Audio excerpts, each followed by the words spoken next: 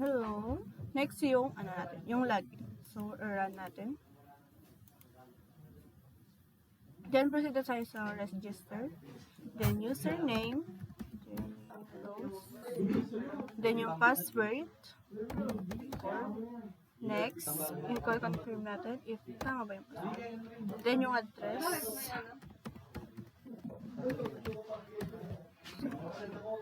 Then, country. Next, yung birthday.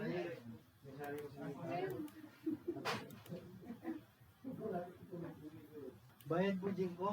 05. Pwede na. Libre yan?